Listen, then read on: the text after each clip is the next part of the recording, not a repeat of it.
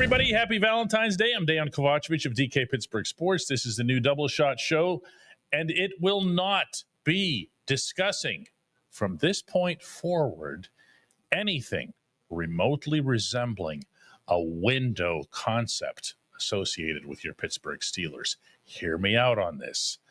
Yes, I understand and respect that while TJ Watt is here, you want to seize every opportunity that you can to compete, to contend.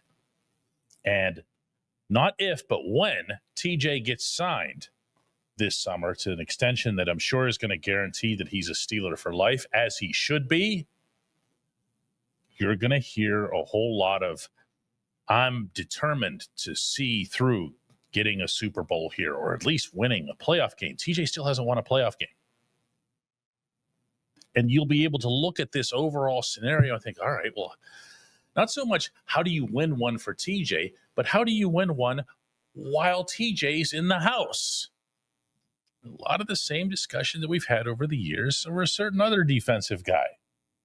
Cam Hayward's going to be here probably forever. The way he's performing, the kind of season he just had, I wouldn't put it past Cam to be doing this at age 40. But what you can't do anymore, and I'm guilty of it myself, I've brought it up time and time again over the past 2-3 years, is while you have Cam and TJ and Minkah Fitzpatrick, and you have these special players on that side of the football, you've got to consider yourself as a team that's going for the Super Bowl that season. Okay, well, Cam and TJ I just discussed. Minkah, I'm now moving into a different category. I'm sorry. If they don't think enough of Minkah to have him playing any closer to the line of scrimmage than 30 yards, then what are the rest of us supposed to think? They've turned him into just a run-of-the-mill center field type safety. So what are you doing here? Are you overcommitting the money to that side of the football so that you can keep all of these guys, so that you can, try to have that special defense that covers for all of the shortcomings of the offense? Or do you just say, listen, this stuff really needs to be rethought? Now, I'm not a dummy here. I'm not new to this beat. I'm not new to the people running this team, to say the least. And I know that change comes, well, it doesn't come for the most part when you're talking about this particular franchise. But that shouldn't keep anybody, me or you or anybody, from talking about it, from bringing up what we think would be best for this football team right now and really over the next 2-3 years. You have to stop thinking about the Steelers taking this approach that they bring up every summer in Latrobe.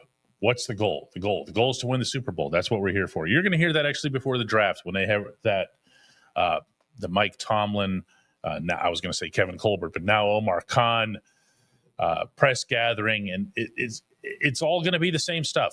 How do we know that? Because they're all the same. They haven't changed anything other than a secondary coach. But that shouldn't force a changing of the conversation. That shouldn't limit what it is that we're talking about in terms of what's right for this team. Clearly, all of the individuals involved in this, all the way up to Art Rooney II, have not gotten this right for a long time now. When I think of the Steelers' priority, notice the singular, in this offseason, it's to make sure they have the quarterback realistically that they want. Maybe set themselves up for the position in the future. From there, as I'm presuming that it's going to be Justin Fields, make sure that he's got what he needs. Get him actual weapons. Make sure that you've got an offensive line that knows what it's doing, in addition to, having the pedigree that it does because all the capital that's gone into it. Put it on that side of the football. Put it I was going to say all, not all. Put most of it on that side of the football. If you're going to spend money in free agency, do it that way. If you're going to acquire somebody in a trade, do it on that side. That's enough of all this other stuff. TJ and Cam have been here for a long time. They're immensely respected, deservedly so. But this isn't about that window anymore. This is about doing things right from the football standpoint. I'm going to repeat, I really don't think any of this is going to happen. When we come back, I'll be joined by Chris Halleck. At DK Pittsburgh Sports, we take pride in coverage that connects our city's fans to their favorite teams. Now, that connection's stronger than ever. Introducing our all-new state-of-the-art app. Find expert inside reporting and original podcasts. Check live box scores. Track the latest stats. Chat it up with our community of thousands of fans, all in one place. The new app from DK Pittsburgh Sports. Coverage that connects.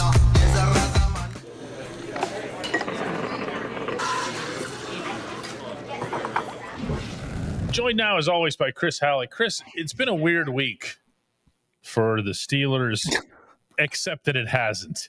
Yeah. It's been a really weird week for people who follow the Steelers and are, let's say, more susceptible than others to certain levels of, I don't even want to call it reporting because it's just fiction. The Trevor Lawrence stuff yesterday just blew my mind. But before that, Aaron Rodgers and look, I'm not here to perpetuate it. I'm definitely not here to give it life. Yeah. Okay. But this team has real issues, real things to discuss. And yet it seems like every single time, squirrel. What movie is that from? The squirrel thing. Oh, I can't remember. But it's one of my kids. It's on my kids' rotation. I can't remember which one. One of those CGI films, right? Yeah. Where you just yell a squirrel and everybody just stops, right? Okay, So that's what this is. It's squirrel. And it's almost always in the form of a quarterback. Mm-hmm. And yet it gets given serious consideration. I'm sorry, this is nuts. Not so much Lawrence, but the Aaron Rodgers stuff, it's nuts. Well, so we had a bit of a trial with this last year. We kind of knew that the Steelers were going to be going after a quarterback last year, even though Kenny Pickett was on the roster. And the plan at the time was that Kenny Pickett was going to be on the roster, but they needed to add. Well, every single quarterback that was possibly out there was tied to the Steelers. It was Kirk Cousins one week. It was Russell Wilson. Yes, it was every single quarterback in some form or fashion was tied to the Steelers. And so I already prepared myself. Russell Wilson's a free agent. Justin Fields is a free agent. Kyle Allen's a free agent. Guess what? They don't have a quarterback. Oh, I'm sorry. Skylar Thompson is on a futures contract. No, wait. Yeah, they need a quarterback. So, yeah, every single quarterback that's put out there is going to be tied to the Steelers in some form or fashion, some rumor out there. The Trevor Lawrence thing is what threw me for a loop because I'm like, if this is what's going to happen, because there's just no chance that that's going to happen. And then that rumor gets put out there. I think, it's almost like sometimes you have enough information based on what the people running the team will actually tell you. Okay. Mm-hmm. It's not often the case, but every once in a while it is. So when you have Mike Tomlin saying after the season that they're valuing mobility, that they're looking at mobility, okay, and you have Art Rooney say not only are they looking for mobility from their starter, but they're looking at that for the rest of the position, and then a 41-year-old comes into play, come on. Yeah. At least pay attention to the more boring stuff that gets reported, okay, meaning stuff that comes right out of their mouths. Right. And the other thing to me, and even going a step further of all of the stuff that we can actually put our finger on and actually say, listen, this is what the Steelers are looking for in a quarterback. When you begin to kind of try to put the pieces together of Aaron Rodgers and the Steelers, I don't think that there's a coach in the league that has more control or more power over the roster than Mike Tomlin. I don't think there's a head. I'm sorry. Not even Andy Reid. There just can't be. Right. And so not only over the roster, but over the overall philosophy of the team, you're going to then just try to be logical here. Bring in a quarterback that is now going to be run out of 2 different places because he is thrown his weight around trying to do. I mean, literally got the Jets to trade for Devontae Adams, got a coach fired in New York. I mean, you're talking about a guy who, because he's going to be a future Hall of Famer and has a Super Bowl ring and was once an all-time great quarterback, because he will throw his weight around, like, people will just say yes to him. Yeah. Like, that just doesn't. I'll tell you what, I feel guilty even bringing it up. I probably shouldn't even have done that. When I see, as I was just mentioning in the opening segment, when I see the Steelers taking their next stride, moving toward whatever their next phase is, and this doesn't mean they're going to do this. In fact, I'm deeply skeptical of anything ever that's related to change when it comes to this franchise. When I see them taking that, I see it happening in conjunction with the quarterback position. I don't believe that Rooney said that quarterback was their top priority by happenstance. Okay. I think that's something that they've been talking a lot about. They're going to have to find some kind of financial arrangement with Justin to make sure that gets done. But you have to start moving toward whatever it is that's next, even if that's not in their nature, even if that's not specifically in Tomlin's nature. I believe that it's something that we should be talking about, independent of whether, like, half of the responses that we're going to get to this episode are going to be, why are you even discussing this? It's not, there's no chance Tomlin will ever do that. That doesn't mean you don't talk about it. No, absolutely not. Because I mean, and Art Rooney saying what he said in that meeting that you were in is an acknowledgement of the very obvious, but at least it's an acknowledgement of the very obvious that they need a quarterback. You don't have a direction. You don't have a direction. You don't have, and this is the term that gets bounced around in there a lot, an identity. You don't know who the Steelers are. And when you don't have a quarterback, it's hard to put your finger on any sort of identity. And so you have to figure that position out. And unfortunately, and this is the thing that we keep coming back to, and this is one of the reasons why the Steelers are going to be tied to every quarterback out there, is there's not a lot of great options out there. You have a whole bunch of guys who are older, Russell Wilson, Aaron Rodgers. If the Rams make Matthew Stafford available, that's kind of interesting because he recently won a Super Bowl and he's been a really good quarterback for a long time, but he's also going to be 37 or 38. He's also in his late 30s. So it's just more old quarterbacks, or the younger ones that you're possibly talking about, like Justin Fields, are obvious risk factors. They're not just a bona fide franchise quarterback. They come with some baggage and some very deserved baggage, and you just can't just automatically assume, like, all right, that guy's going to be our franchise quarterback for the next decade. You just can't. You don't have that answer right now, and the draft is not going to be a great answer for that either. Sure, take a flyer on a guy, but with that, like you said, they don't have an identity, and until they get that quarterback, they're not going to have one. So what you have to do is, maybe you might as well try to at least have a guy who may have a future. And Justin Fields, who has the raw abilities and who showed real improvement under you. Go ahead and commit to a couple of years of him. Yeah, okay. absolutely. Or I'm not even referring to the contract there. I'm referring to how long you commit to him as actually being your starter. Okay. And then from there, you see how things go with the draft. You see how things go with other possibilities that show up. But the other thing that hasn't happened in the post-Ben Roethlisberger era, with one exception, was a hard commitment. And that only happened with Kenny Pickett, first rounder. And man, did they leave Kenny out there past his expiration date. I'm sorry. I know there's a lot of people that felt like that was a quick pull of the plug. It wasn't. It wasn't. But you got to do that. You've got to do that. I don't think the franchise goes anywhere until it does that. Yeah, I agree. I agree with that. And I understand why they did what they did in 2024. They wanted to give themselves a really good chance to try to win. Russell Wilson, you figured that this would be the right situation for him, and for a while it looked like it was going to be. I also understand not fully committing to Justin Fields because you give away a 4th round pick instead of a 6th round pick, and those are valuable to the Steelers. They don't like to just give away draft picks for no reason. So I understand the logic that goes behind it, but you're at a situation now, and what one of the things Art Rooney said in that meeting that I'm glad that he said was that age was going to be a factor, and that should be a factor. I forgot about that one too. Yeah. Just take that in along with your Aaron Rodgers stuff.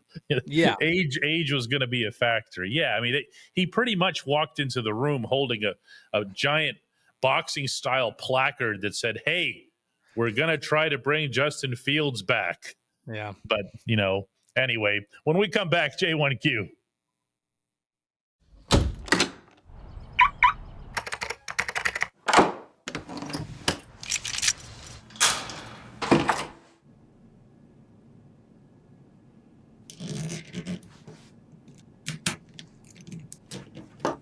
Safety is a habit. Gun safety and responsible storage are no different. Help prevent gun accidents, misuse, and theft. Keep firearms safe and secure when not in use. For safe storage options, visit projectchildsafe.org.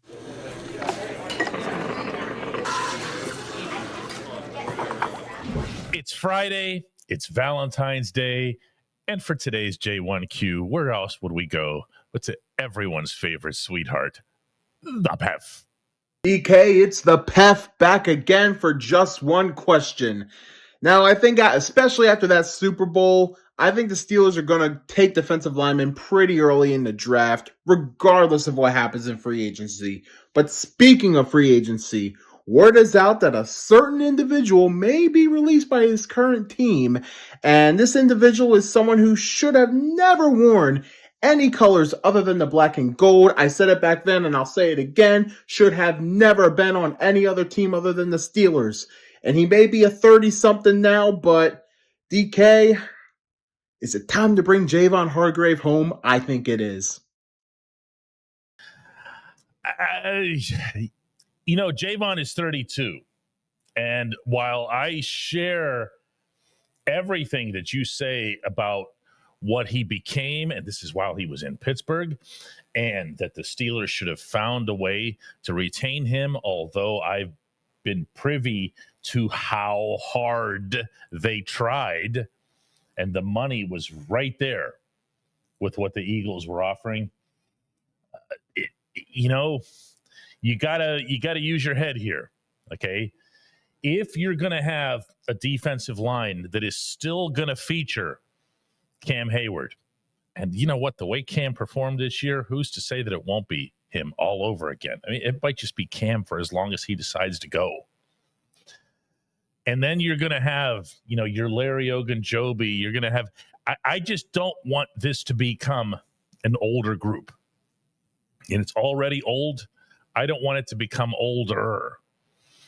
My own priority on this line, and I know it's a lot more fun to talk about whether or not you can get a Hargrave back or who all the sexy possible picks are in the draft. I want to I want the Steelers to figure out the best, highest usage for Keanu Benton. Before you figure out anything else, before you start pursuing anything else, you've got to figure out what you have in this kid. Is he, your pure nose tackle? Is he your old school plugger who takes up two blockers or whatever? What is he?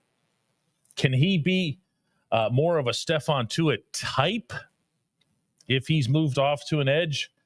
He was drafted, Keanu was, as a pass rusher. He was not known as some sort of, big-time run stopper or anything like that. So why is he in the middle? Why was he cast there to begin with? These are the kinds of things I think you need to figure out if you're the Steelers before anything else. Listen, I believe that Hargrave has the natural, actually unnatural, freakish strength that he can put out a couple of additional solid seasons in the NFL. But if you're determining, and remember that it was right from the mouth of Art Rooney that defensive line was going to be a priority.